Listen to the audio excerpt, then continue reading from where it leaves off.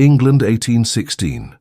The season had arrived with its usual fanfare of glittering balls, strategic introductions, and matrimonial machinations that would determine the fates of countless young women across the realm. Yet in the drawing-room of Thornfield House in Mayfair, Miss Eleanor Hartley sat with a book of philosophical essays open in her lap, utterly indifferent to the parade of eligible gentlemen being catalogued by her mother in increasingly desperate tones.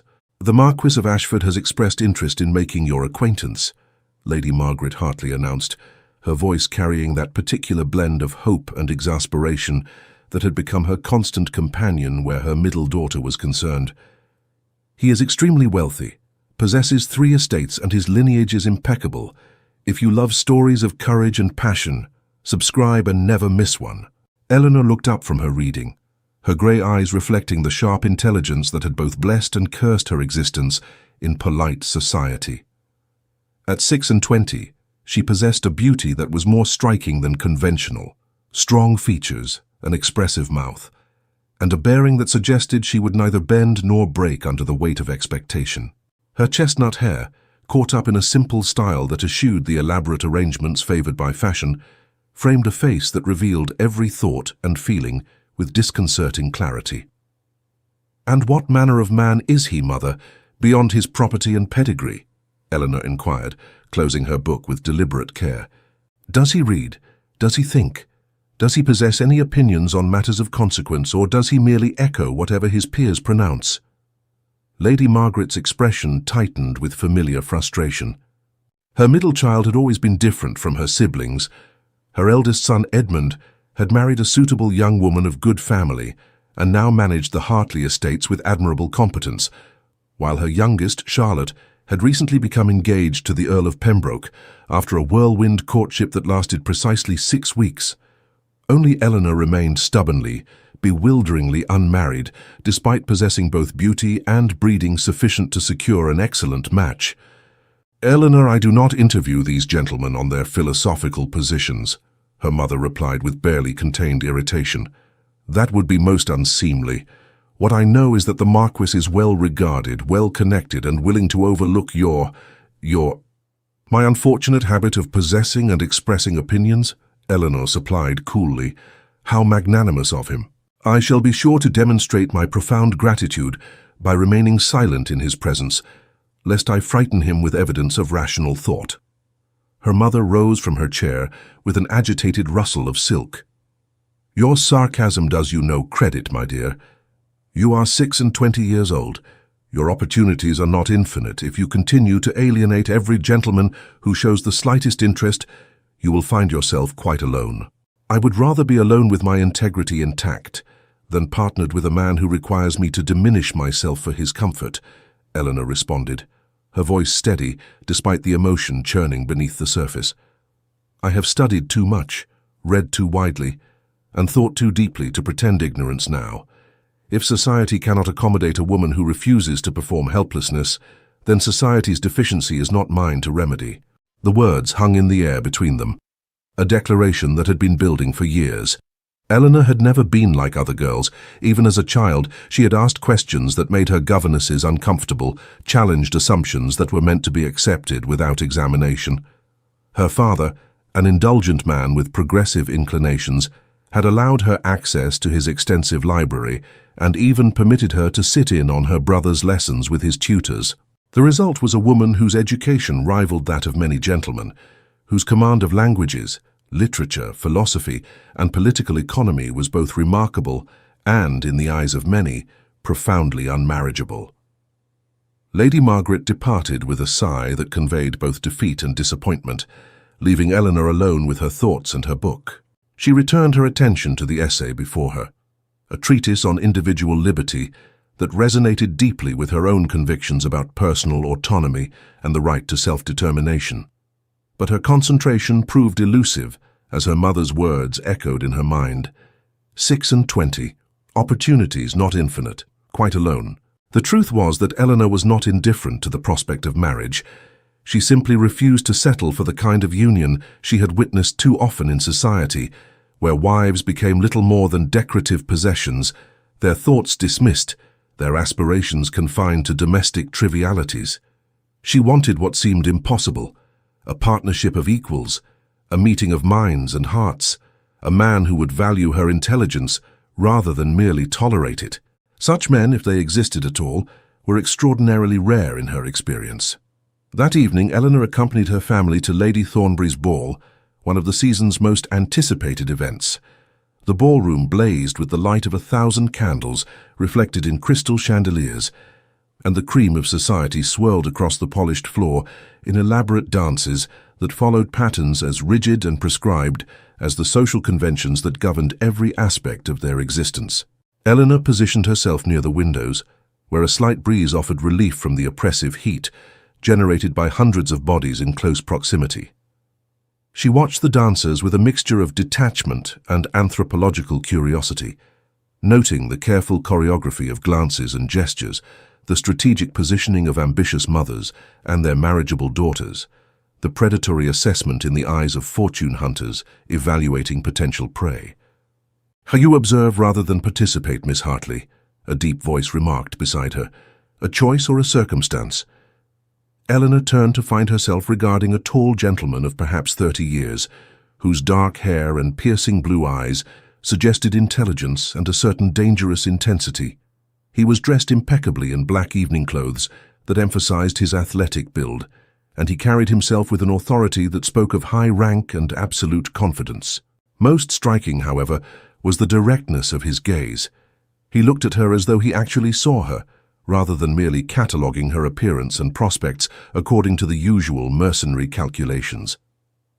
"A choice, sir," she replied, meeting his gaze without the demure lowering of eyes that convention demanded. "I find observation more instructive than participation in rituals whose meaning has been lost beneath layers of empty form." Something flickered in his eyes, surprise perhaps or interest. Most young ladies would have responded with a simpering pleasantry, not a philosophical critique of social customs. "A bold assessment," he observed, a slight smile playing at the corners of his mouth, "and one that suggests you have given considerable thought to the nature and purpose of our social institutions." "I have given considerable thought to many things, sir," Eleanor responded. "It is both my blessing and my curse. Society prefers its women decorative and docile, not thoughtful and questioning. Then society demonstrates remarkably poor judgment," he replied with conviction that surprised her. "Decoration fades and docility becomes tedious. Intelligence and courage, however, only grow more valuable with time." Before Eleanor could formulate a response to this extraordinary statement, they were interrupted by the arrival of Lady Thornbury herself, flushed with the exertion of managing her elaborate entertainment. "Your Grace," their hostess exclaimed, her eyes widening with obvious delight at discovering this particular guest in conversation with the Hartley girl. "I was not certain you would attend this evening. You honor my humble gathering with your presence, Your Grace." The words penetrated Eleanor's consciousness with delayed impact. She had been conversing with a duke, and not just any duke, but judging from Lady Thornbury's reaction, one of considerable importance. "Lady Thornbury," the gentleman acknowledged with a slight bow. "You have outdone yourself as always. I was just becoming acquainted with Miss Hartley, whom I find quite refreshingly forthright in her observations." Their hostess's expression suggested she was uncertain whether this represented a compliment or a criticism. "Yes, well, Miss Hartley is known for her. That is to say, she possesses a rather unusual intelligence," the Duke supplied firmly. "A quality I have always found admirable, regardless of the sex of its possessor." Lady Thornbury's mouth opened and closed soundlessly before she managed to excuse herself to attend to other guests, leaving Eleanor alone once more with her mysterious conversational partner. If you love stories of courage and passion, subscribe and never miss one. "You have not introduced yourself properly, Your Grace," Eleanor observed, recovering her composure. "You allowed me to speak quite freely without revealing your rank." "Henry Blackwood, Duke of Ashbourne," he supplied with a slight smile. "And I did not reveal my rank because I was enjoying the novelty of being addressed as a man rather than as a title. You spoke to me with a candor that would have been impossible had you known my position from the outset." Eleanor studied him carefully, reassessing the exchange in light of this new information. The Duke of Ashbourne was legendary throughout society, fabulously wealthy, possessing one of the oldest titles in England, and notoriously particular about feminine company. He had rejected every matrimonial overture made in his direction for over a decade, earning a reputation for impossible standards and a temperament that alternated between glacial formality and cutting wit. He was, by all accounts, the most eligible and most unapproachable bachelor in the realm. "Then I shall continue to address you with candour, Your Grace," she replied evenly. "Since I have already compromised myself by speaking freely, there seems little point in adopting artifice now." His smile broadened into something genuinely warm. "An excellent philosophy. Tell me, Miss Hartley, would you consent to dance with me? I find myself curious to continue our conversation, and the waltz provides a socially acceptable framework for extended discourse." The request startled Eleanor more than she cared to admit. A Duke of Ashbourne's stature and consequence did not dance with women of her relatively modest position, at least not without significant motivation. Yet, there was nothing in his expression or manner that suggested anything beyond genuine interest in her company. "I would be honored, Your Grace," she replied, placing her gloved hand in his extended palm. As they took their positions on the floor, Eleanor became acutely aware of the attention focused upon them. Heads turned, conversations ceased mid-sentence, and fans began fluttering with increased velocity as society registered the extraordinary sight of the Duke of Ashbourne leading the peculiar Hartley girl into a waltz. "You have just made me the subject of intense speculation," Eleanor murmured, as they began to move through the prescribed patterns of the dance. "Good," Henry replied, his hand warm and steady at her waist. "Perhaps it will inspire others to reconsider their assumptions about what makes a woman worthy of attention. Or it will simply add to my reputation as an oddity," she countered, though she found herself smiling despite her words. "Tell me, Miss Hartley," he said as they swept across the floor with a grace that suggested considerable practice on his part, "what subjects have you been studying recently? Lady Thornbury mentioned you possess unusual intellectual pursuits." Most gentlemen, when they asked such questions, expected innocuous answers about poetry or perhaps music. Eleanor hesitated, debating whether to offer a safe response or to risk his disapproval with honesty. "I have been reading Locke's treatises on government and individual liberty," she admitted, watching his face carefully for signs of displeasure or mockery. "I find his arguments regarding natural rights and the social contract quite compelling, though I confess frustration that he, like so many philosophers, fails to extend his principles of individual autonomy to women." Rather than recoiling or changing the subject, as she expected, Henry's eyes lit with genuine interest. A cogent observation. The contradiction between Enlightenment principles of universal human rights and the simultaneous acceptance of women's subordination reveals a remarkable failure of logical consistency. Eleanor nearly stumbled in surprise, causing Henry to steady her with a gentle pressure at her waist. You have read Locke?" "I have indeed," he confirmed, "along with Rousseau, though I find his romanticization of the natural state ultimately unconvincing. I've also read Mary Wollstonecraft's Vindication of the Rights of Woman, which I suspect you would find quite aligned with your own thinking." The waltz continued, but Eleanor was barely aware of the movement, so focused was she on the conversation unfolding between them. Here was a man, a duke no less, who not only possessed the education to engage with serious philosophical texts, but who had apparently considered their implications for women's rights with genuine thoughtfulness. "I have read Wollstonecraft," she confirmed, her voice dropping to a near whisper despite the music surrounding them, "though I must confess, I keep my copy hidden in my chamber. My mother would be horrified to discover such radical material in her daughter's possession." "Radical," Henry repeated with a slight smile, a word used to dismiss ideas that challenge comfortable assumptions. "I have never understood why the notion that women possess reason and deserve education should be considered radical rather than self-evident."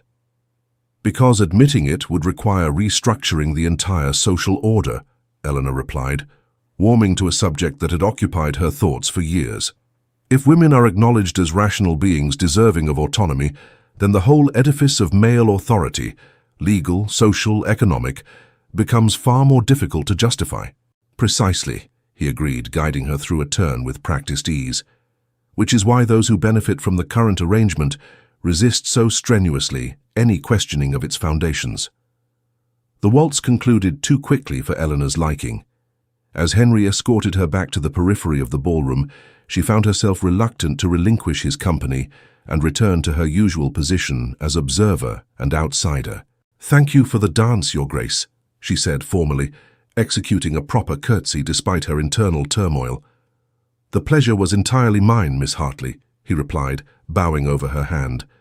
Then, lowering his voice so that only she could hear, he added, "I wonder if you might permit me to call upon you tomorrow afternoon. I find our conversation far too interesting to conclude so abruptly." Eleanor's heart accelerated in a most undignified manner. Yes, I would be pleased to receive you, Your Grace." His smile, warm and genuine, transformed his typically austere features. "Excellent. Until tomorrow, then." As he departed, Eleanor became aware of the numerous eyes fixed upon her with expressions ranging from curiosity to outright hostility. She had just been singled out by the Duke of Ashbourne in the most public manner possible, and society would demand answers she did not yet possess herself. Her mother materialized at her elbow within moments, practically vibrating with suppressed excitement. "Eleanor, the Duke of Ashbourne, he danced with you and now he intends to call tomorrow? My dear, this is extraordinary. Do you understand what this means?" "It means I had an interesting conversation with an educated gentleman," Eleanor replied, attempting to maintain her composure despite the nervous energy coursing through her veins. Nothing more should be presumed from a single dance and a social call. "A single dance from the Duke of Ashbourne is worth a dozen courtships from lesser men," her mother insisted, her eyes gleaming with renewed matrimonial hope. "He has rejected every eligible young lady in London for the past 10 years. If he is showing interest in you, there must be something significant behind it." Eleanor chose not to respond, unwilling to feed her mother's speculation or acknowledge the dangerous hope unfurling in her own chest. She had long ago resigned herself to spinsterhood rather than compromise her principles. The possibility that she might have encountered a man who valued her mind as well as her person seemed too improbable to credit. Yet Henry Blackwood had conversed with her as an intellectual equal, had engaged with her ideas rather than dismissing them, had suggested further acquaintance rather than retreating in discomfort from her frankness. The remainder of the evening passed in a blur of whispered conversations and speculative glances. Eleanor endured a parade of acquaintances, suddenly eager to renew her friendship, transparent in their desire to extract information about her connection to the Duke. She responded to their inquiries with polite vagueness, protecting both her privacy and the fragile possibility that had emerged from an unexpected conversation. That night, alone in her chamber, Eleanor sat at her writing desk and attempted to record her thoughts in the journal she had maintained since girlhood. But the words would not come with their usual clarity. Instead, she found herself replaying every moment of her encounter with Henry Blackwood, the intelligence in his eyes, the respect in his manner, the extraordinary content of their conversation. He had spoken to her as an equal, had validated her thoughts rather than condemning them as unfeminine, had suggested that her intelligence was valuable rather than problematic. The possibility terrified her more than she cared to admit. She had built her identity around intellectual independence and refusal to compromise. What if Henry Blackwood was exactly the kind of man she had convinced herself did not exist? What if he offered the partnership of equals she had yearned for but never expected to find? The risk of disappointment loomed large, yet the potential reward made the risk seem almost bearable. The following afternoon arrived with agonizing slowness. Eleanor changed her dress 3 times before settling on a simple but elegant day gown in deep blue that brought out the grey of her eyes. She arranged her hair with more care than usual, then immediately felt foolish for such obvious vanity. This was a social call, she reminded herself sternly. Nothing more should be presumed. When the Duke of Ashbourne was announced precisely at 3 o'clock, Eleanor found her carefully cultivated composure deserting her entirely. He entered the drawing room with that combination of authority and grace that seemed innate to his character, carrying a small parcel wrapped in brown paper. "Miss Hartley," he greeted her, bowing over her hand. "Thank you for receiving me." "Your Grace," she replied, gesturing toward the settee. "Please be seated. My mother will join us momentarily." "Actually," Henry said, his expression turning slightly rueful, "I took the liberty of requesting a private audience with your father first. He has granted permission for us to speak alone, provided the door remains open and a servant stationed nearby. I hope this arrangement does not offend your sensibilities." Eleanor felt her eyebrows rise in surprise. Such an arrangement suggested serious intent rather than casual acquaintance. "It does not offend me, though I confess curiosity about what you could possibly wish to discuss that requires such unusual accommodation." Henry's smile carried a hint of mischief. "I find that the presence of chaperones tends to constrain conversation to trivial pleasantries. Given the nature of our discourse last evening, I thought you might appreciate the opportunity for more substantive exchange." He extended the parcel toward her. "I brought you something. I hope you will accept it as a token of intellectual kinship rather than as any inappropriate overture." Eleanor unwrapped the package carefully, her breath catching when she discovered a beautiful leather-bound volume within. The title, stamped in gold, read, "A Vindication of the Rights of Woman," by Mary Wollstonecraft. "Your Grace," she breathed, running her fingers over the fine binding. This must have cost—" "It is the second edition," he confirmed, "with Wollstonecraft's additional preface. I thought you might appreciate having a copy you need not hide in your chamber. A woman should not have to conceal reading material that advocates for her own humanity and dignity." The gesture moved Eleanor more deeply than she could articulate. Here was a man who not only understood her intellectual hunger, but actively encouraged it, who saw her reading of controversial texts not as something shameful, but as evidence of courage and independent thought. "Thank you," she managed, her voice unsteady with emotion. "This is perhaps the most thoughtful gift I have ever received." Henry settled into his chair, his posture relaxed despite the formal setting. "I have been thinking about our conversation last evening. You mentioned frustration with philosophers who advocate for individual liberty while excluding women from their considerations. I wonder if you have encountered similar contradictions in other areas of contemporary thought," and so began a conversation that lasted well over the socially acceptable duration for a morning call. They discussed political philosophy, literature, the moral implications of Britain's colonial endeavors, and the economic theories of Adam Smith. Eleanor found herself arguing points with passionate intensity, challenging Henry's positions when she disagreed, building upon his ideas when they aligned with her own thinking, and he, far from being offended by her intellectual assertiveness, seemed to relish the exchange, pushing back against her arguments with respect rather than condescension. "I disagree with Burke's conception of society as an organic entity bound by tradition and obligation," Henry asked at one point, leaning forward with evident interest. "I disagree with using tradition and obligation as justifications for perpetuating unjust hierarchies," Eleanor clarified. "Burke's conservatism serves those who benefit from existing arrangements while demanding that those who suffer under them accept their subordination as natural and inevitable. It is a philosophy that privileges stability over justice, continuity over progress. If you love stories of courage and passion, subscribe and never miss one." "And yet," Henry countered, "surely there is value in institutions that have evolved over centuries, in customs that bind communities together, in traditions that provide meaning and continuity across generations." "There is value in those things when they serve human flourishing," Eleanor agreed. "But when tradition becomes an excuse for cruelty, when custom demands the submission of half the population to the other half, when institutions perpetuate injustice simply because this is how it has always been done, then tradition becomes tyranny dressed in respectable garments." The passion in her voice surprised even herself. She half expected Henry to recoil from such vehemence, to retreat behind the formal politeness that men typically employed when women became too intense, too opinionated, too themselves.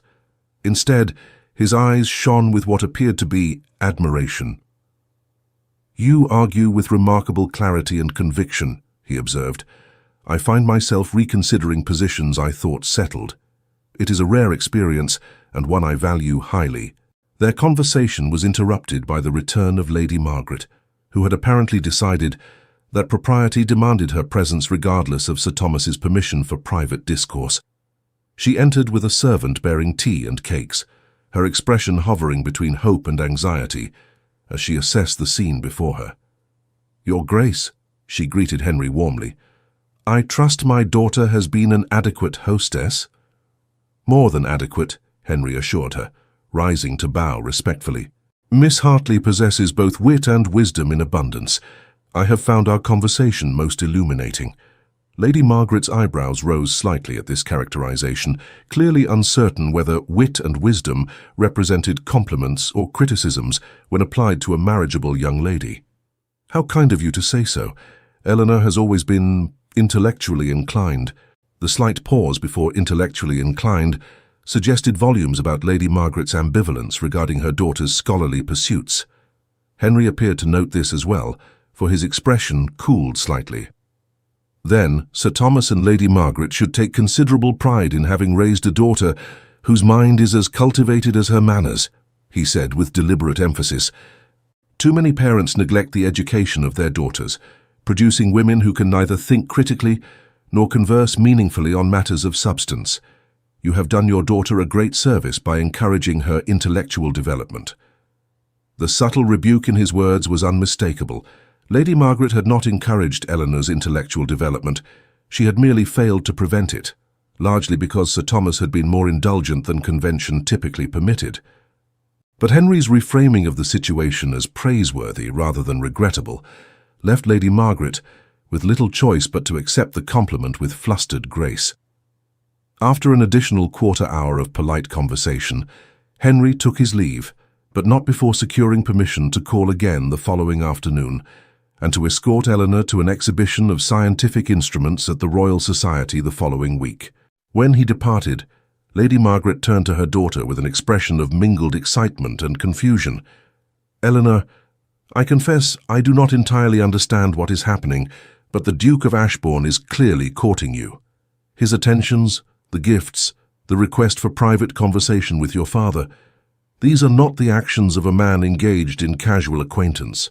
"He values intelligent conversation, Mother," Eleanor replied, though her heart raced with the implications of Henry's continued attention. "I suspect he finds me a novelty, a woman willing to engage with ideas rather than merely simper and flatter." "Novelty," her mother repeated skeptically. "Men do not court novelties, my dear. They marry them, and I think the Duke is very seriously considering marriage." The words sent a thrill of hope and terror through Eleanor in equal measure. Marriage to Henry Blackwood would mean so much: security, status, the resources to pursue her intellectual interests without constraint. But more than that, it would mean partnership with a man who seemed to genuinely value the very qualities that made her unmarriageable in the eyes of most gentlemen. It would mean not having to choose between love and authenticity, between companionship and integrity. Yet doubt plagued her. Was Henry truly as exceptional as he seemed, or was this merely an elaborate performance that would dissolve once he secured her affection? Would he continue to value her opinions after marriage, or would he expect her to transform into a conventional duchess, silent and ornamental? The questions tormented her through the evening and into the sleepless night that followed. The Duke's calls became a daily occurrence over the following weeks. Sometimes they conversed in the Hartley drawing-room, under Lady Margaret's increasingly perfunctory supervision. Other times, he escorted Eleanor to museums, galleries, and lectures, always with proper chaperonage, but with enough privacy to continue their ongoing intellectual discourse. Society watched this unlikely courtship with fascination and no small amount of malice. The gossip mills churned with speculation about what the Duke of Ashbourne could possibly see in the bookish Hartley girl. Some suggested it was merely eccentricity on his part, a duke's prerogative to indulge unusual whims. Others whispered more darkly about hidden motives and eventual disappointment. Lady Beatrice Thornbury, whose own daughter had been among the many young ladies rejected by the Duke, proved particularly venomous in her commentary. "One must wonder what arts that girl has employed to capture Ashbourne's attention," she remarked loudly at a musicale, clearly intending her words to reach Eleanor's ears. She lacks beauty, lacks grace, and lacks the feminine delicacy that one expects in a duchess. Perhaps the Duke simply appreciates her willingness to argue with him. Some men do enjoy women who forget their place. If you love stories of courage and passion, subscribe and never miss one. Eleanor overheard the comment and felt the familiar sting of social cruelty, but before she could formulate a response, Henry materialized at her side with an expression of cold fury. "Lady Thornbury," he said, his voice carrying clearly across the suddenly silent room. "I could not help but overhear your observations regarding Miss Hartley. Allow me to correct several misapprehensions you appear to harbor. Miss Hartley possesses beauty of both person and character, qualities that become more apparent with genuine acquaintance. She demonstrates grace of mind and spirit that far exceeds mere physical elegance. And as for feminine delicacy, if by that you mean intellectual vapidity and moral cowardice, then I am profoundly grateful she lacks it."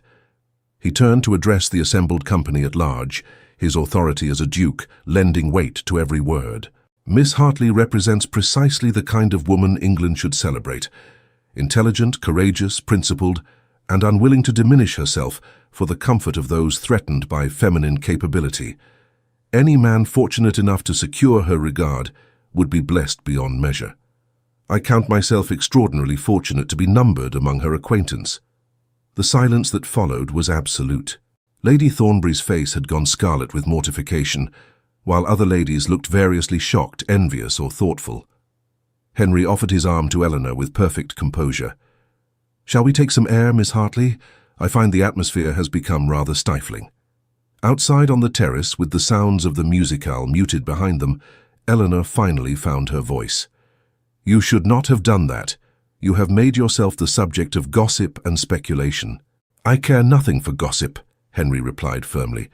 "What I will not tolerate is watching someone He paused, seeming to reconsider his words. "Someone I hold in high regard being subjected to petty cruelty without defense. Lady Thornbury and her ilk represent everything that is wrong with our social arrangements. The privileging of conformity over character, appearances over substance." "Nevertheless," Eleanor said softly, studying his profile in the lamplight, "your defense of me will fuel speculation about your intentions. People will assume correctly," he interrupted, turning to face her directly. "Eleanor, Miss Hartley, surely you must realize that my attentions have been anything but casual. I have called upon you daily for nearly a month. I have introduced you to my closest friends. I have defended your character in the most public manner possible. What do you imagine my intentions to be?"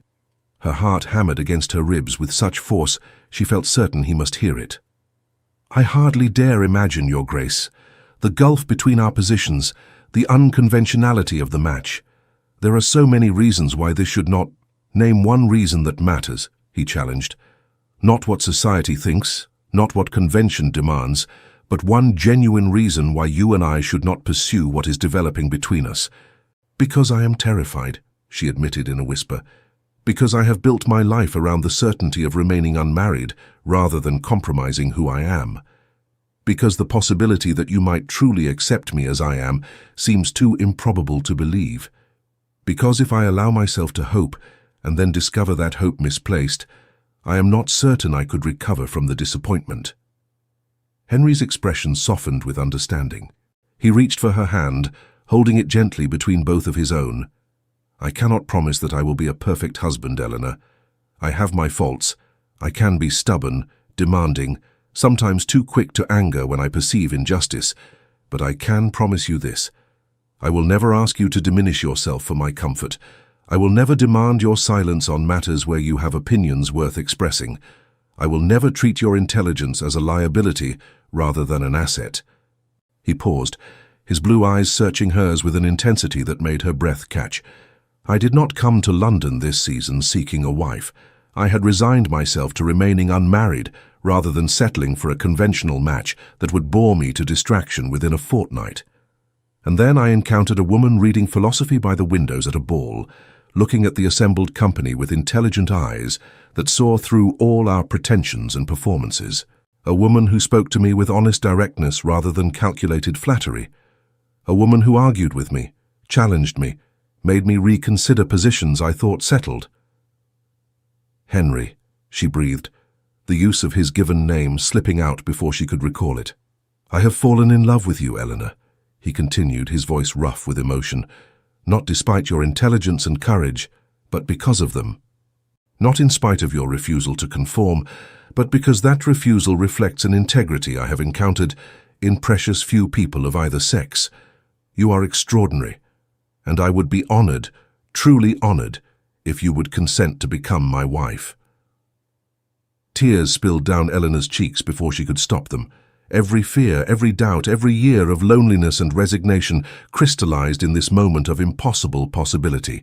Here was the man she had convinced herself did not exist, offering the partnership she had never dared hope for, valuing precisely those qualities that made her unmarriageable to every other gentleman in England. "I love you too," she whispered, the admission both terrifying and liberating. "I think I have loved you since that first conversation, when you spoke to me as an equal rather than as a curiosity or a problem to be managed. But Henry, you must understand what you are choosing. I will not transform into a conventional duchess. I will continue to read controversial texts, to hold opinions on political matters, to speak my mind even when silence would be more comfortable. I cannot promise to be anything other than exactly who I am." "And I am choosing exactly who you are," he assured her fervently. "I don't want a conventional duchess. I want a partner who will challenge my thinking, who will fight beside me for the causes we believe in, who will make our home a place of intellectual vitality rather than stultifying propriety. I want you, Eleanor Hartley, with all your brilliance and courage and refusal, to be anything less than fully yourself." He lifted her hand to his lips, pressing a kiss to her gloved knuckles. "Will you marry me?" The question hung between them, weighted with all the implications and possibilities it carried. Eleanor looked into his eyes and saw nothing but sincerity, admiration, and love. Genuine love for the woman she actually was, not some diminished version she might pretend to be. "Yes," she breathed, her voice trembling with emotion and joy. "Yes, Henry, I will marry you." His smile was radiant, transforming his usually serious features into something warm and open. He pulled her gently into his arms, mindful of propriety but unable to resist holding her close for a moment. Eleanor rested her forehead against his chest, feeling his heart beat steadily beneath the fine fabric of his coat, grounding herself in the reality of this extraordinary moment. "I should speak to your father formally," Henry murmured against her hair, "though I confess I am reluctant to release you even for the time that will require." Eleanor laughed softly, a sound of pure happiness that surprised even herself. "My father will be relieved, I think.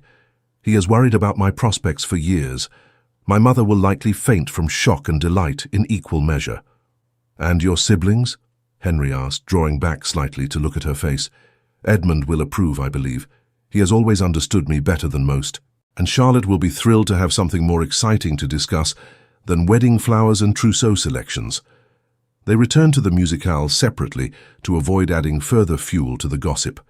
But the glow on Eleanor's face and the possessive way Henry watched her throughout the remainder of the evening left little doubt in anyone's mind that something significant had transpired between them. The following morning, Henry arrived at the Hartley residence at an unfashionably early hour to formally request Eleanor's hand in marriage. Sir Thomas, who had observed the developing courtship with a mixture of hope and trepidation, received the Duke in his study with ceremonial gravity. "Your Grace," Sir Thomas began, settling into his chair with the air of a man preparing for a difficult conversation, "I must be frank with you. My daughter is not. That is, she possesses qualities that many would consider unsuitable in a duchess. She is opinionated, argumentative at times, and shows little inclination toward the traditional feminine accomplishments. She would rather debate political philosophy than plan dinner parties, and she has absolutely no talent for pretending agreement when she fundamentally disagrees. Are you certain this is the wife you want?" Henry's expression grew stern. "Sir Thomas, with respect, I am not seeking your permission to marry some idealized version of your daughter that exists only in society's imagination. I am asking to marry Eleanor Hartley, exactly as she is, with all the intelligence, courage, and principled conviction that make her extraordinary. Those qualities you describe as unsuitable are precisely why I love her. I would no more wish to change them than I would wish her to stop breathing." Sir Thomas studied the Duke carefully, searching his face for any hint of doubt or second thoughts. Finding none, his expression softened into something approaching relief. "Then you have my enthusiastic consent, Your Grace. I had resigned myself to the likelihood that Eleanor would remain unmarried, not because she lacks worth, but because so few men possess the wisdom to recognize it. I am grateful that she has found one who does." Furiously, when Eleanor was summoned to her father's study and informed of Henry's formal proposal and her father's acceptance, Lady Margaret burst into tears of joy, embraced her daughter with unprecedented enthusiasm, and immediately began planning what would undoubtedly be one of the season's most talked-about weddings. The announcement of the engagement sent shockwaves through London society. The Duke of Ashbourne, who had rejected every eligible beauty presented to him for over a decade, was to marry Miss Eleanor Hartley, a woman of modest fortune, unconventional interests, and 26 years. The gossip was relentless and often cruel, with many suggesting that the Duke had taken leave of his senses or that Miss Hartley had somehow entrapped him through cunning manipulation. But Henry faced the criticism with the same unwavering conviction he had shown in defending Eleanor at the musicale. When Lord Pemberton, emboldened by brandy at their club, suggested that the Duke might reconsider such an unusual match, Henry's response was swift and definitive. "Lord Pemberton," he said, his voice carrying across the suddenly silent room, "I am marrying the most intelligent, courageous, and principled woman I have ever encountered. She possesses more genuine worth in one of her thoughtful observations than most women of our acquaintance possess in their entire beings. If you or anyone else finds this match unusual, that says far more about the poverty of your judgment than it does about my choice of bride." The weeks leading up to the wedding were a whirlwind of activity, though not always of the sort Lady Margaret had envisioned. While Eleanor dutifully participated in the necessary preparations, selecting fabric for her trousseau, approving menu selections for the wedding breakfast, sitting for endless fittings with the modiste, she also spent considerable time with Henry, planning the kind of life they would build together. They walked in the park discussing which of Henry's estates would become their primary residence and how they might modernize its management. They visited his townhouse in London, where Eleanor was delighted to discover a library that rivaled her father's in scope and exceeded it in rarity of volumes. They attended lectures and exhibitions together, continuing the intellectual partnership that had first drawn them to one another. "I have been thinking," Henry said one afternoon as they strolled through Kew Gardens, ostensibly examining the botanical specimens, but primarily enjoying each other's company, "about establishing a school on one of my estates. Not a typical finishing school for young ladies learning to paint watercolors and play the pianoforte, but a proper academy that would offer girls the same rigorous education available to boys." Eleanor stopped walking, turning to face him with an expression of wonder. "Do you mean it? Truly?" "Completely," he confirmed. "We have the resources and I believe the moral obligation to use them for meaningful reform. You spoke once about how your education was the result of your father's indulgence and your own determination. Most girls lack those advantages. We could change that, at least in our corner of England."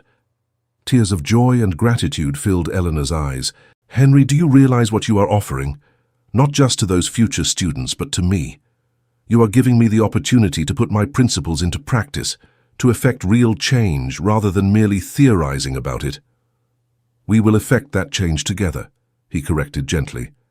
"This is our partnership, Eleanor.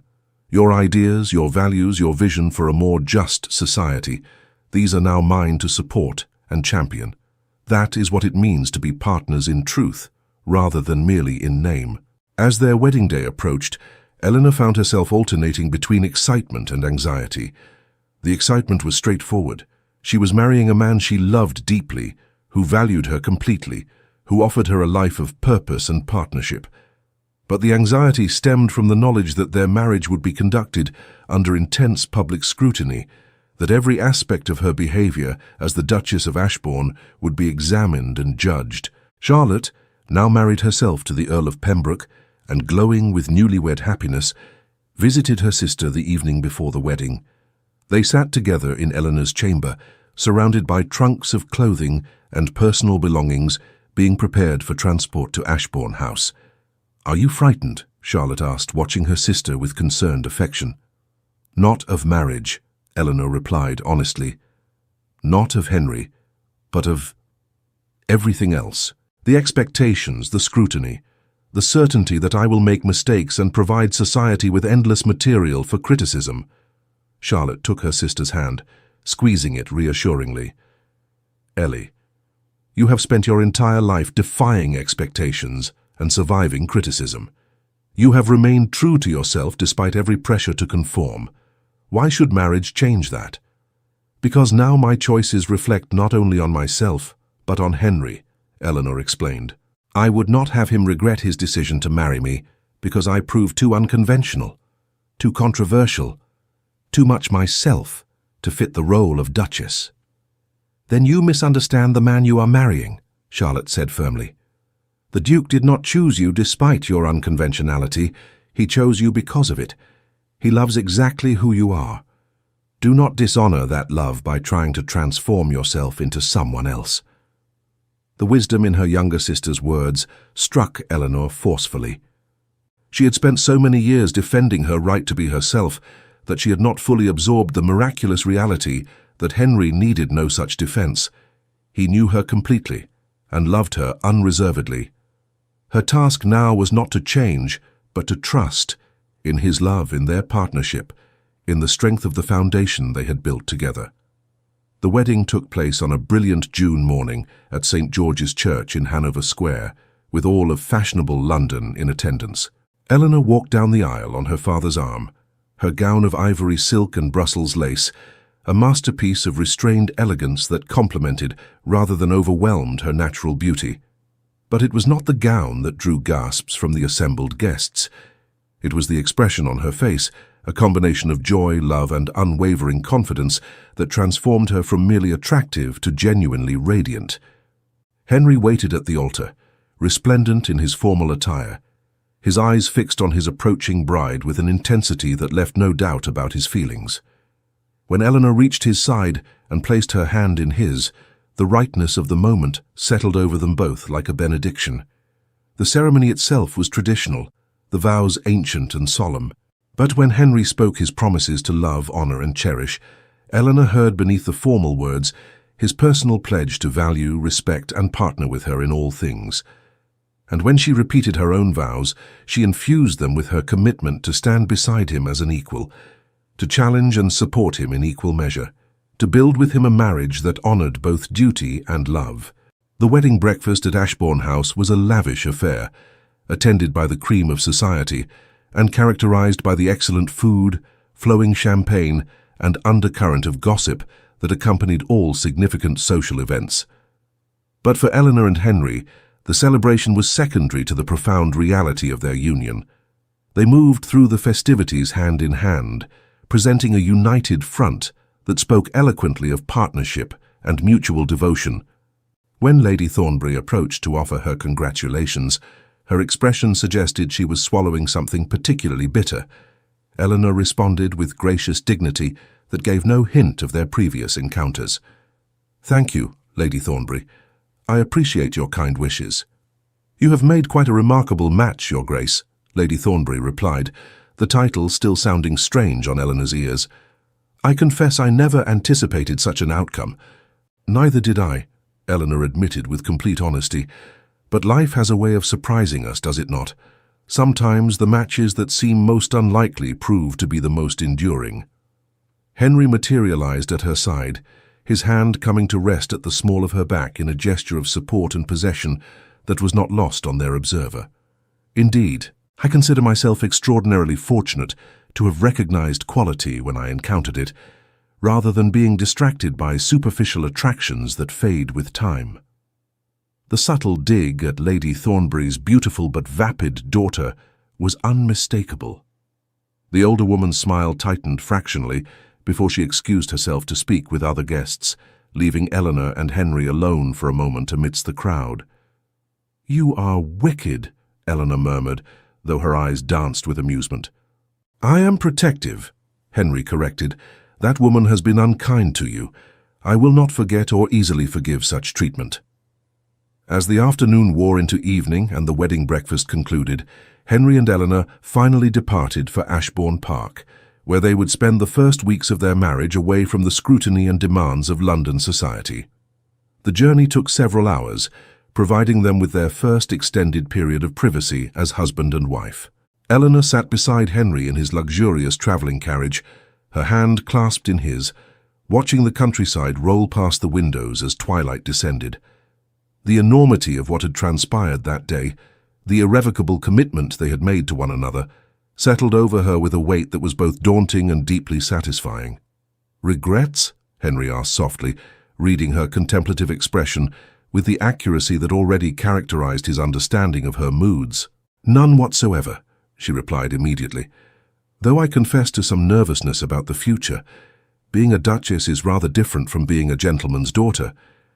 "You will be brilliant," he assured her with conviction. "You have intelligence, compassion, and courage in abundance. The role of duchess is whatever we make it.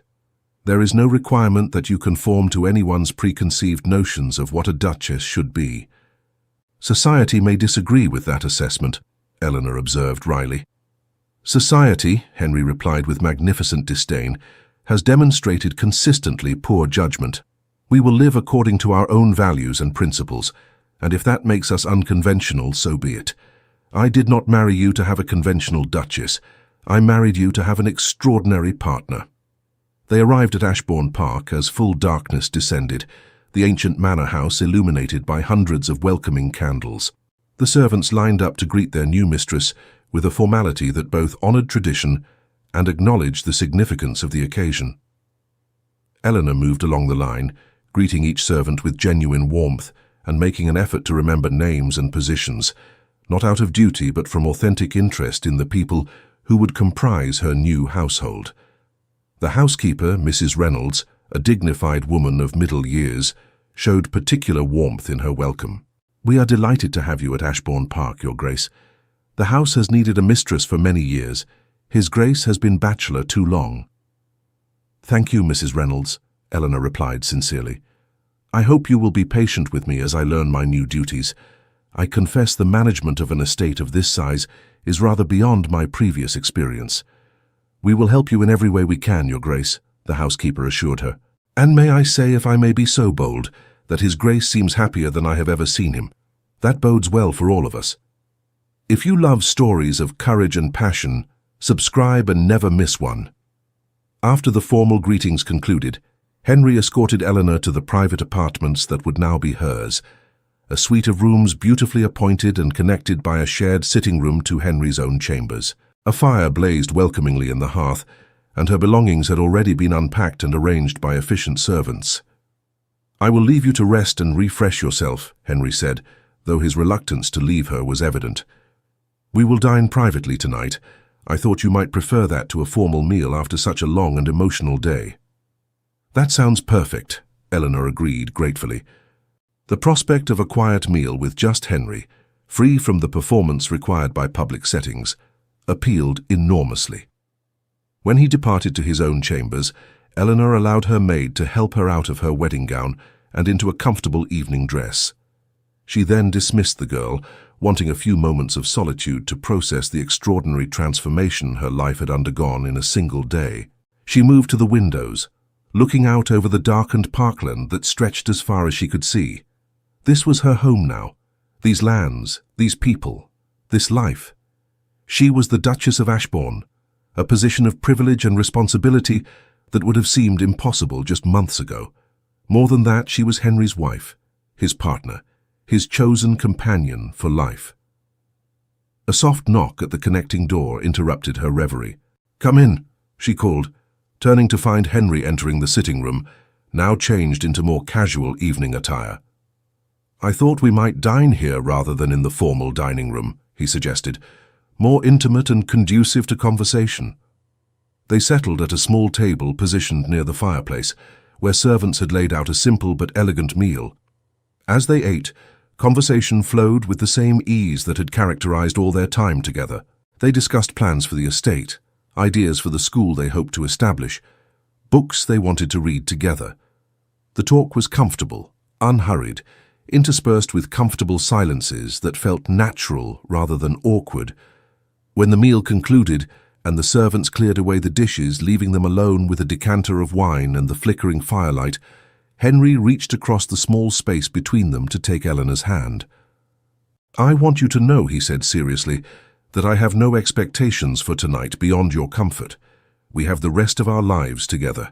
There is no urgency, no requirement that anything happen according to anyone's schedule but our own." Eleanor felt a surge of love for this man who considered her feelings, even in moments governed by such strong conventions. "Henry, I appreciate your consideration more than I can express. But I am not frightened, at least no more than any bride on her wedding night. I love you, I trust you, and I want to begin our married life in truth, not merely in name."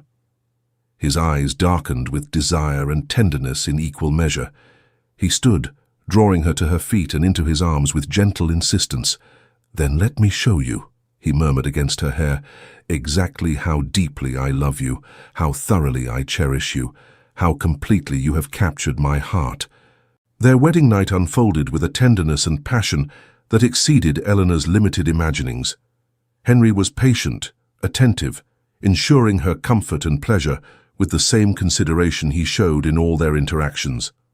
And Eleanor, emboldened by love and trust, met him as an equal even in this most intimate of exchanges, discovering depths of physical connection that complemented the intellectual and emotional bonds they had already forged.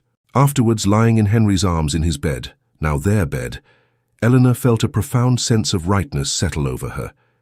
This was where she belonged, not despite who she was, but because of it. She had found not just a husband, but a true partner, someone who valued her completely and loved her unreservedly. "What are you thinking?" Henry asked softly, his fingers tracing lazy patterns on her bare shoulder. "That I am happier than I ever imagined possible," she replied honestly. "That you have given me not just love but freedom, the freedom to be fully myself without apology or diminishment. It is an extraordinary gift." "You have given me the same," he murmured. "Before I met you, I was resigned to a life of duty without joy, obligation without passion. You showed me that it was possible to have both, that I did not have to choose between honoring my responsibilities and following my heart." The weeks that followed their wedding were among the happiest of Eleanor's life. They settled into a rhythm at Ashbourne Park that balanced Henry's responsibilities as landlord and nobleman with their shared interests and pursuits. Mornings were typically spent apart, Henry managing estate business while Eleanor familiarized herself with household management and began planning the school they hoped to establish. Afternoons they spent together, riding across the estate, walking through the gardens, or simply reading companionably in the library.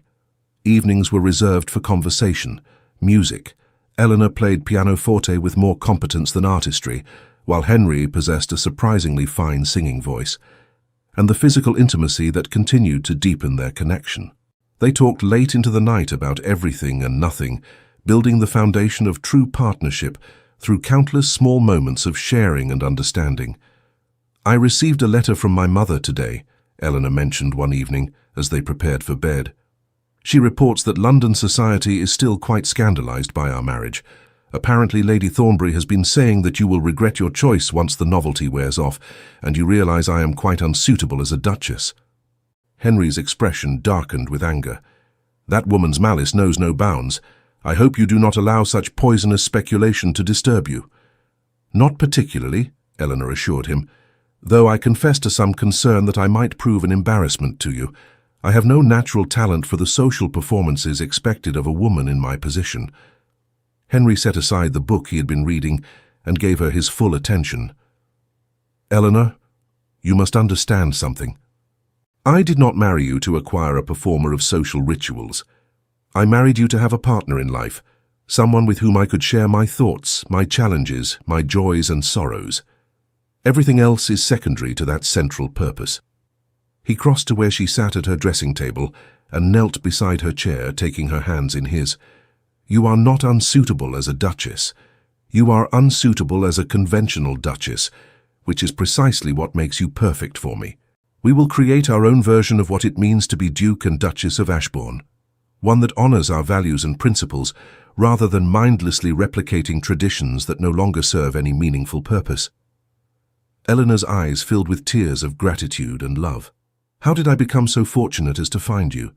I ask myself the same question every day, he replied, leaning forward to kiss her softly.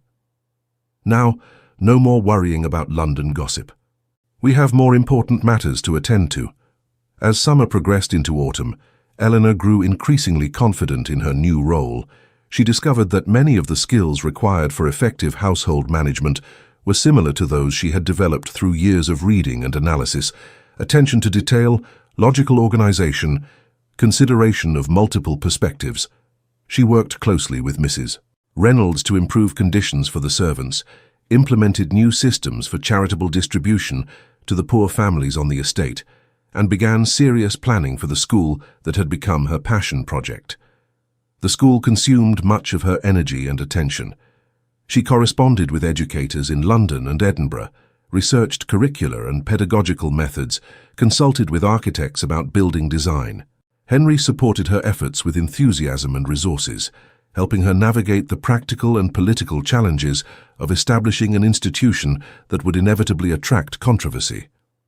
"We will face opposition," he warned during one of their planning sessions. "Many will argue that educating girls beyond basic literacy is unnecessary or even dangerous. We must be prepared to defend our choices with evidence and reason. If you love stories of courage and passion, subscribe and never miss one." "Then we shall gather that evidence," Eleanor replied with determination. "We will document the capabilities and achievements of our students, demonstrating conclusively that women possess the same capacity for learning as men. We will make our school a model that others must acknowledge and eventually emulate." By the time autumn arrived, and they prepared to return to London for the winter season, the school had progressed from dream to concrete plan. They had secured a suitable building, hired a headmistress whose progressive views aligned with their own, and developed a curriculum that would offer girls instruction in mathematics, sciences, languages, literature, and philosophy, subjects typically reserved exclusively for boys' education. Their return to London was met with mixed reactions. Some members of society had softened their initial criticism of the marriage, particularly as reports filtered back from Ashbourne Park about the Duchess's capable management and the Duke's evident happiness. Others remained sceptical or actively hostile, viewing Eleanor as an unsuitable duchess whose influence on her husband was corrupting his judgment. The first major test of Eleanor's position came at Lady Pembroke's ball, one of the season's premier events. As she and Henry entered the ballroom, conversation paused momentarily, as all eyes turned to assess the unconventional duchess. Eleanor held her head high, her hand resting confidently on Henry's arm, meeting curious gazes with composed dignity. Lady Pembroke, as hostess, greeted them with genuine warmth. Your Grace, how delightful to see you both. We have heard such wonderful reports from Ashbourne Park. You must tell me about this school I understand you are establishing." The genuine interest in Lady Pembroke's voice gave Eleanor confidence. She spent the next several minutes describing their educational project, her enthusiasm evident in every word. Other ladies gathered to listen, some with skepticism, but others with unmistakable interest. "But surely," one matron interjected, "too much education might make girls unsuitable for their natural roles as wives and mothers." "On the contrary," Eleanor replied firmly, but without aggression, "education enhances a woman's capacity to fulfill those roles effectively. An educated mother is better equipped to oversee her children's development, to manage household affairs efficiently, to engage meaningfully with her husband on matters of importance. Education does not diminish femininity, it completes it." Henry, who had been conversing with a group of gentlemen nearby, turned at the sound of her voice. Their eyes met across the space, and the pride and love in his expression gave Eleanor the confidence to continue. "Moreover," she added, warming to her subject, "not all women marry or bear children. Should those women be condemned to lives of enforced idleness and dependence simply because we failed to provide them with the tools for self-sufficiency and meaningful contribution to society?" If you love stories of courage and passion, subscribe and never miss one. The conversation that followed was spirited and sometimes contentious, but Eleanor held her ground with the same intellectual courage that had first attracted Henry's attention. Some ladies remained unconvinced, but others expressed tentative interest in learning more about the school. Several even suggested they might wish to contribute financially to the project or send daughters or nieces for education. Later that evening, as they danced together, Henry murmured his approval. "You were magnificent. You defended your principles with both passion and reason, and you won converts to our cause. I could not be prouder." "Some still think me terribly unsuitable," Eleanor observed with wry humor. "Let them," Henry replied dismissively. "The opinions of narrow-minded people matter far less than the work we are doing and the lives we will change through that work." As the season progressed, Eleanor and Henry settled into their roles as one of London's most talked-about couples. They attended social events selectively, choosing those that aligned with their interests or served useful purposes for their various projects. They hosted salons at Ashbourne House, where intellectuals, reformers, and progressive thinkers gathered for substantive conversation about literature, philosophy, politics, and social reform. These salons became famous throughout London, attracting attendees ranging from established scholars to young radicals hungry for engagement with new ideas. Eleanor proved to be a gifted hostess for such events, facilitating discussion with the same skill she had once applied to debate, ensuring that all voices were heard while maintaining productive focus on the topics at hand. "You have created something remarkable," Henry told her after one particularly successful evening. "You have made our home a centre of intellectual life in London. People are beginning to understand that being Duchess of Ashbourne means something more than hosting elegant dinners and wearing beautiful gowns." "We have created it together," Eleanor corrected. "This is our partnership, Henry. Everything we accomplish as equals." The school opened the following spring to a modest enrollment of 12 girls, ranging in age from 10 to 16. The opening day was both triumph and challenge. Triumph because they had succeeded in bringing their vision to reality. Challenge because the scrutiny on the institution was intense and often hostile. Eleanor visited the school weekly, observing classes, speaking with students, supporting the headmistress in her challenging work. She took particular interest in the older girls, whose hunger for knowledge mirrored her own youthful intellectual curiosity. She saw in their eager faces the women they might become, educated, capable, able to make meaningful contributions to society, regardless of whether they married or remained single. One afternoon, a girl of perhaps 15 approached her with shy determination. "Your Grace, may I ask you a question?" "Of course," Eleanor replied warmly, gesturing for the girl to sit beside her on the garden bench where she had been reading.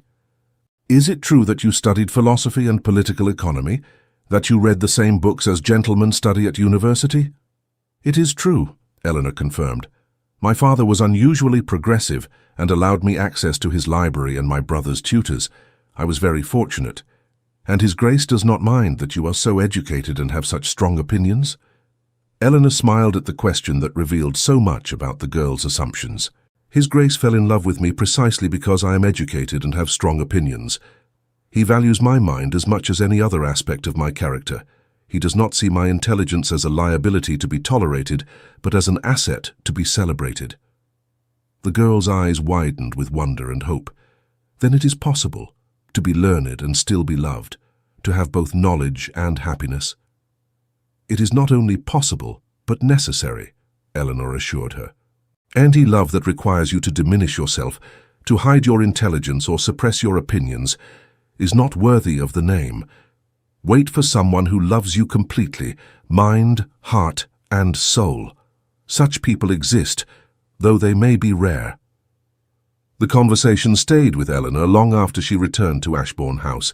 That evening, she recounted it to Henry as they sat together in their private sitting room, she with her ever-present book, and he with a state correspondence that required his attention. "That girl reminded me of myself at her age," Eleanor reflected, "so hungry for knowledge, so afraid that wanting to learn meant accepting loneliness. I wish I could tell my younger self that it would all work out, that I would find you, that refusing to compromise would ultimately lead to the deepest happiness rather than perpetual isolation. Henry set aside his papers and moved to sit beside her, drawing her into his arms with tender possession. I wish I could tell my younger self to stop wasting time on women who bored me senseless and to find you sooner. Think of all the years we might have had together if we had encountered each other earlier. Perhaps we needed those years to become who we are, Eleanor suggested thoughtfully. Perhaps I needed to develop my convictions through years of defending them, and you needed to understand what you truly wanted through years of rejecting what you did not want. Perhaps we found each other at exactly the right moment. A romantic notion, Henry teased gently. I did not realize you harbored such sentiments beneath that rational, philosophical exterior. If you love stories of courage and passion, subscribe and never miss one. I contain multitudes, Eleanor replied with mock dignity. I can be both rational and romantic, philosophical and passionate. One need not choose between mind and heart when one has found the right partner. Their first year of marriage passed in a blur of activity, achievement, and deepening love.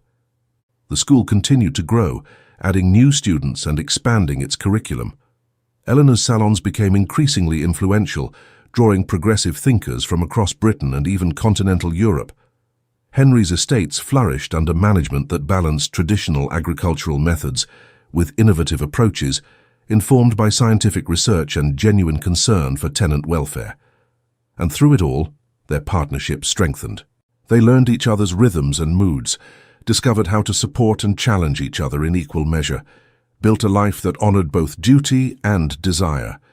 They disagreed sometimes.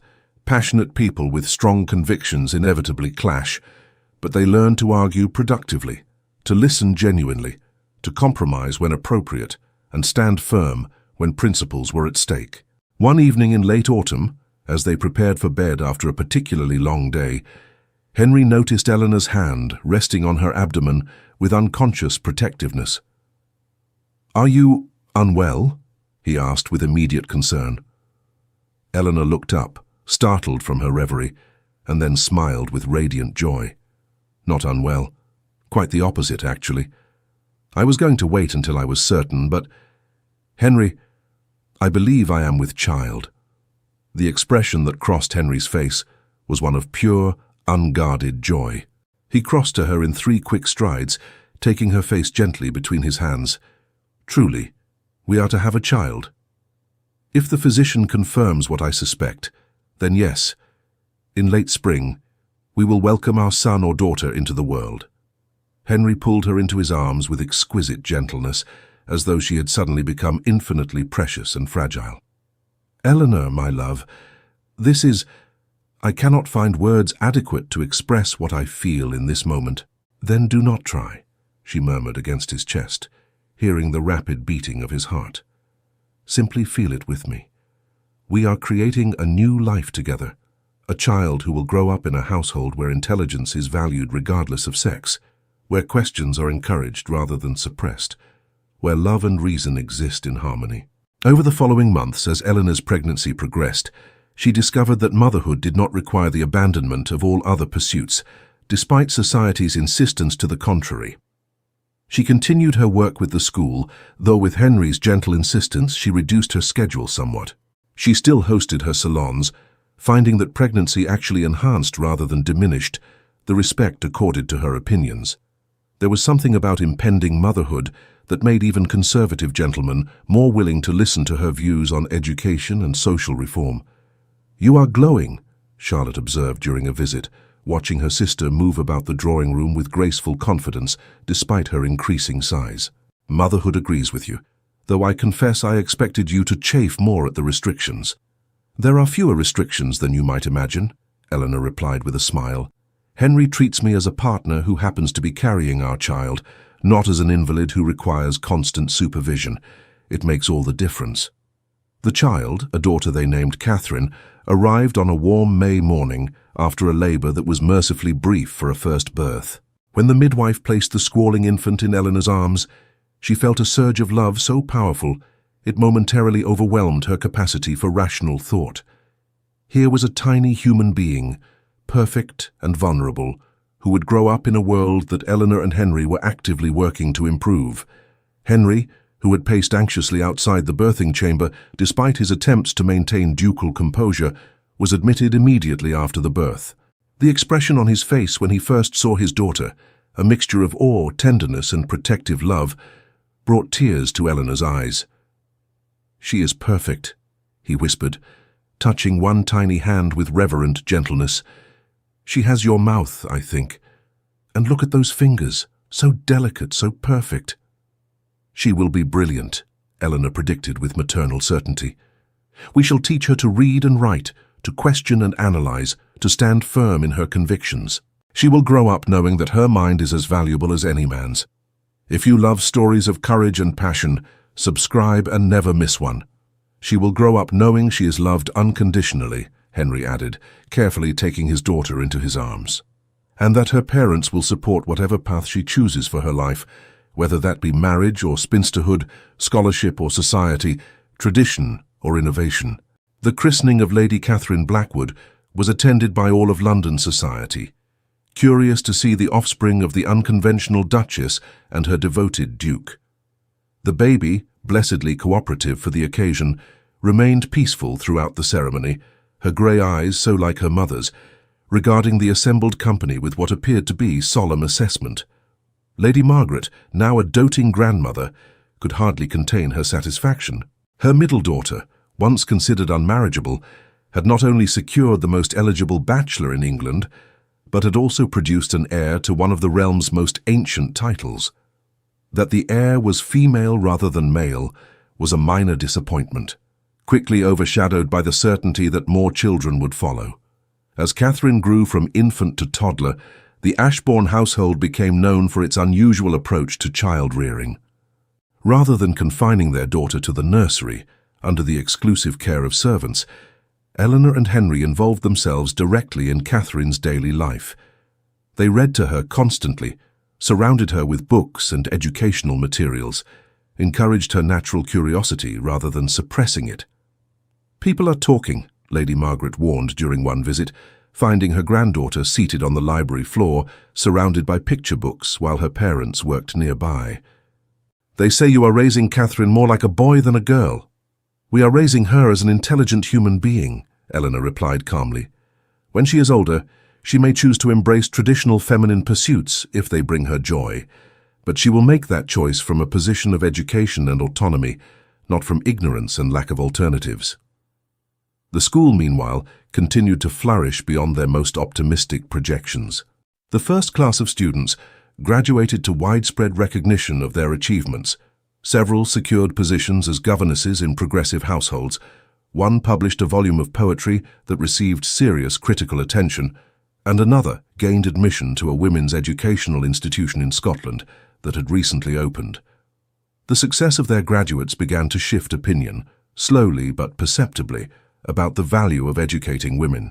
Other schools modelled on the Ashbourne Academy began to appear across England, though many lacked the resources and commitment that made the original so effective. Eleanor and Henry found themselves increasingly called upon to advise other educational reformers, to speak at gatherings of progressive thinkers, to use their position and influence to advance the cause of women's education. "We are changing minds," Henry observed one evening as they reviewed correspondence from various educational institutions seeking their guidance. "It is happening more slowly than either of us would prefer, but it is happening. Every girl who receives a proper education is a victory," Eleanor agreed. "Every woman who discovers that her mind is valuable, that her thoughts matter, that she need not diminish herself to be worthy of love and respect. That is progress, measured one life at a time." 2 years after Catherine's birth, Eleanor delivered a son, whom they named Edmund after her beloved brother. The arrival of a male heir was greeted with even greater celebration than Catherine's birth had been, though Eleanor found the disparity irritating. If you love stories of courage and passion, subscribe and never miss one. "He is no more valuable than his sister," she told Henry firmly, as various relatives and acquaintances offered congratulations tinged with relief that the succession was now secure. "Of course not," Henry agreed immediately. though I confess to some relief that the pressure for a male heir has been satisfied. Now we may raise our children without that particular burden of expectation." Edmund proved to be a robust, cheerful child who adored his elder sister and followed her everywhere with determined devotion. Catherine, for her part, took her role as elder sibling seriously, teaching Edmund his letters as soon as he could focus his attention, reading to him constantly, protecting him with fierce loyalty from any perceived threat. Watching his children play together in the nursery, Henry reflected on how profoundly his life had changed since that evening at Lady Thornbury's ball when he had encountered an intelligent woman reading philosophy by the windows. "I was so certain I would remain unmarried," he told Eleanor later that evening. "I had resigned myself to a life of duty without joy, of managing estates and fulfilling obligations without any genuine connection or passion. And then you spoke to me with such refreshing honesty, challenged my assumptions, made me see the world differently. You saved me, Eleanor." "We saved each other," Eleanor corrected gently. "I was equally certain of spinsterhood, convinced that no man would value a woman who refused to pretend ignorance or suppress her opinions. We found each other at exactly the right moment when we had both stopped compromising and started insisting on what we truly needed." As their children grew, so did their influence on progressive causes throughout England. The Ashbourne salons became legendary, attracting the finest minds of their generation to discuss everything from political reform to scientific advancement to the moral implications of Britain's expanding empire. Eleanor's voice, once confined to private conversations and frustrated journal entries, now reached audiences across the nation through articles published under her own name, a shocking breach of convention that Henry supported absolutely. "The Duchess of Ashbourne has published another essay," society matrons would whisper, scandalized and secretly fascinated. "This one concerns the legal disabilities of married women. She argues that wives should be permitted to own property in their own names. Can you imagine?" Some could not imagine and condemned Eleanor as a dangerous radical whose influence threatened the very foundations of civilized society. But others, particularly younger women and progressive thinkers, found her arguments compelling and her example inspiring. She demonstrated that a woman could be simultaneously a devoted wife, a loving mother, an effective duchess, and an influential intellectual. The roles were not mutually exclusive, despite centuries of insistence to the contrary. The years passed with the peculiar acceleration that characterizes happy lives. Catherine and Edmund were joined by two more siblings, twin daughters named Margaret and Eleanor, whose arrival was greeted with equal joy regardless of their sex. The Ashbourne household became known for its unusual vitality, its combination of intellectual rigor and genuine warmth, its rejection of rigid formality in favor of authentic connection. The school grew from a single building educating 12 students to a substantial institution with multiple locations and hundreds of pupils. Other reformers, inspired by the Ashbourne example, established similar schools across England and even in Scotland and Ireland. The radical notion that women deserved education equal to that available to men began, slowly but inexorably, to gain acceptance among progressives and even some conservatives who recognized the practical benefits of educated mothers and wives. On their 10th wedding anniversary, Henry arranged a private celebration at Ashbourne Park, away from the demands of London society and the constant attention their unconventional life attracted. They walked together through the gardens in the golden light of a summer evening, reflecting on the decade they had shared. "Do you remember," Eleanor asked, "that first conversation at Lady Thornbury's ball? When you asked whether I observed rather than participated by choice or circumstance?" "I remember every word," Henry confirmed. "I remember thinking that I had never met anyone who spoke with such honesty and intelligence. I remember feeling for the first time in years genuinely interested in another person. I was so certain you would dismiss me once you realized I was not going to pretend ignorance or defer to male authority," Eleanor admitted. "I had been rejected so many times for being exactly who I am, and then you not only accepted me but celebrated the very qualities others found objectionable." Henry stopped walking and turned to face her, taking both her hands in his. "Eleanor, you are the finest person I have ever known.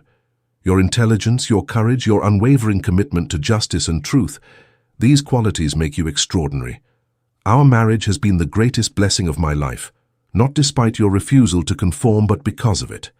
You have made me better, challenged me to think more deeply, inspired me to use my position and resources for meaningful change rather than merely maintaining tradition. And you have given me the freedom to be fully myself, Eleanor replied, her eyes bright with tears. You have created space for me to grow and learn and contribute, to be both wife and scholar, mother and reformer.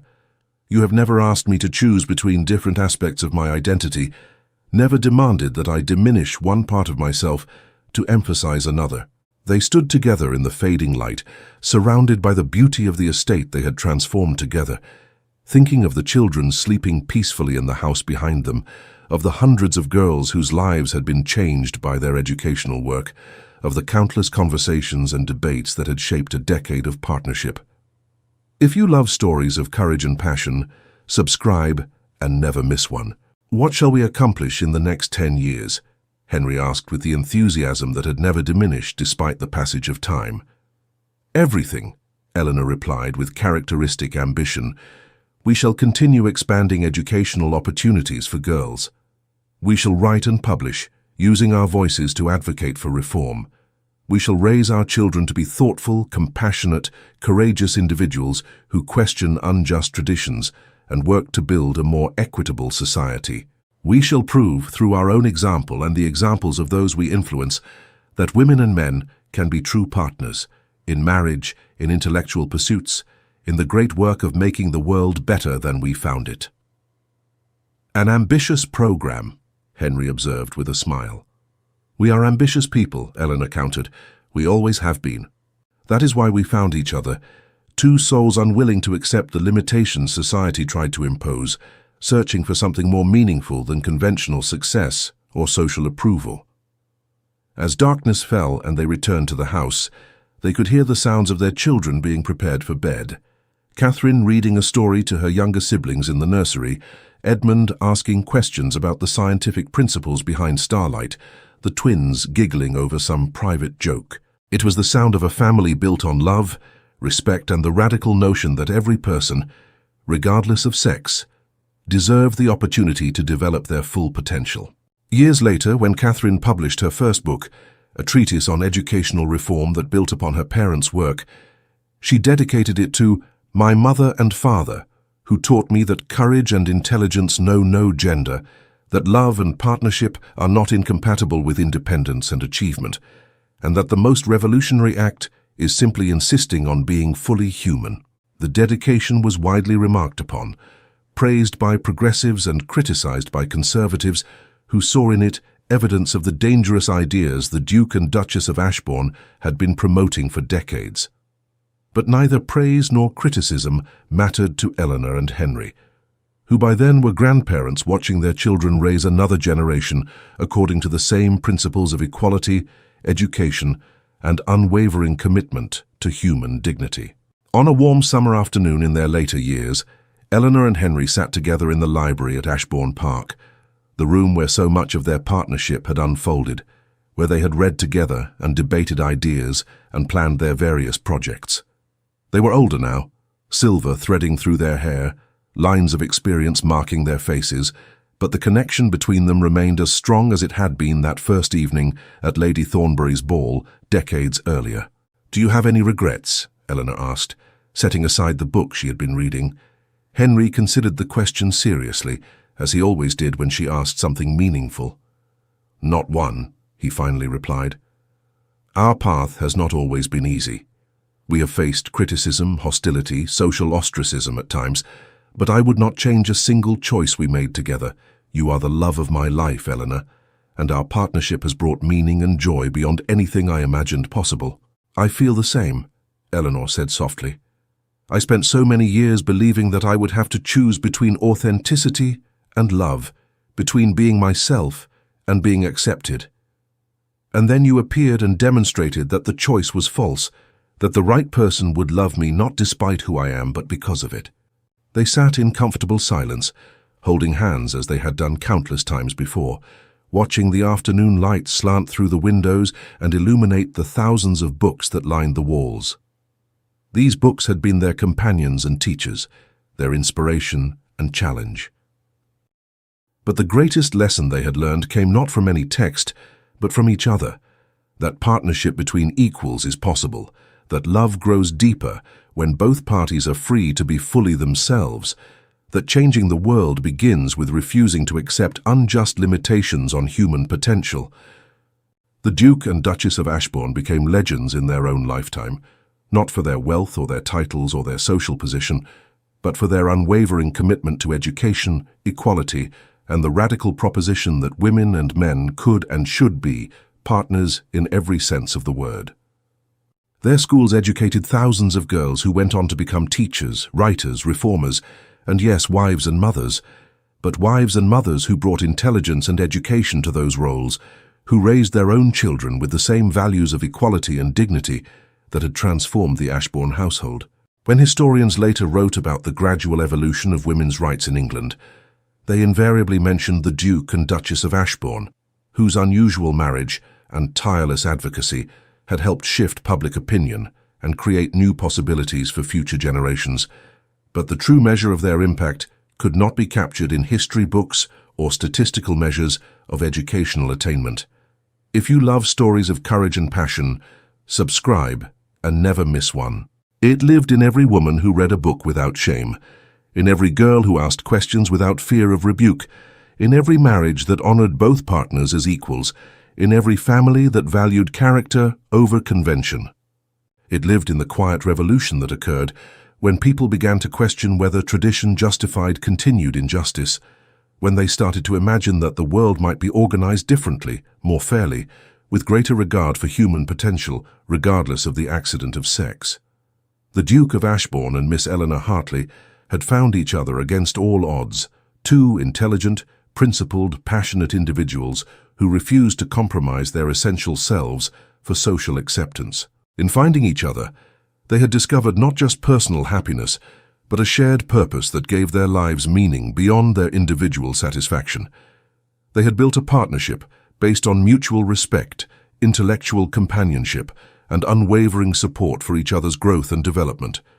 They had raised children who carried their values into the next generation.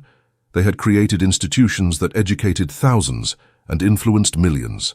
They had demonstrated, through their own example, that love and equality are not contradictory but complementary, that the strongest marriages are those where both partners are free to be fully human. And in the end, when their lives drew to their natural conclusions, and they were laid to rest side by side in the family chapel at Ashbourne Park, their legacy was not measured in titles or wealth or social position. It was measured in changed minds and expanded possibilities, in girls who learned to read and women who learned to speak, in a slow but inexorable transformation of what society believed possible for half its population.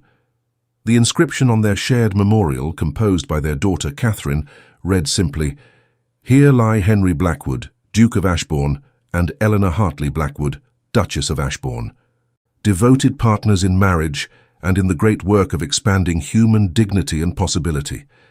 They lived as equals, loved as partners, and left the world better than they found it." It was a fitting epitaph for two remarkable individuals who had found in each other not just romantic love but true partnership, and who had used that partnership to challenge an unjust world and create new possibilities for those who would come after. Their story became legend, passed down through generations as an example of what was possible when two people refused to accept artificial limitations, when they insisted on being fully themselves, when they built their lives according to their own values rather than society's expectations. It inspired countless others to seek similar partnerships, to refuse to compromise their essential selves, to believe that authentic love and authentic selfhood need not be mutually exclusive. And perhaps that was the greatest legacy of all. Not the schools they founded, or the essays they published, or the reforms they championed, but the simple demonstration that it was possible to be both fully oneself and fully loved, that intelligence and passion could coexist with tenderness and devotion, that the strongest partnerships were those built on equality, respect, and unwavering commitment to each other's flourishing. The Duke and Duchess of Ashbourne had found something rare and precious, a love that liberated rather than confined, that enhanced rather than diminished, that grew deeper with every passing year because it was built on the solid foundation of mutual respect and genuine partnership. They had proven that the most revolutionary act is sometimes simply insisting on being fully human, fully alive, fully oneself, and finding someone brave enough to love you exactly as you are. Their story ended not with sadness, but with fulfillment, knowing that they had lived according to their principles, loved without reservation, and left behind a legacy that would continue to inspire and challenge long after they were gone. They had changed the world, one conversation, one student, one mind at a time, and they had done it together, as true partners, proving that love and equality are not contradictory, but essential companions on the journey toward a more just and compassionate world.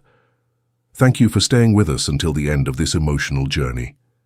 If this story touched your heart, we invite you to subscribe, like, comment, and share our channel. Your support inspires us to keep creating more stories of love, redemption, and breathtaking twists. Help us reach our first 1,000 subscribers, and together we'll continue sharing tales that warm the heart. At the end of this video, you'll see a suggestion for another of our historical stories. Click and let yourself be enchanted by another unforgettable tale. With all our gratitude, echoes of romance.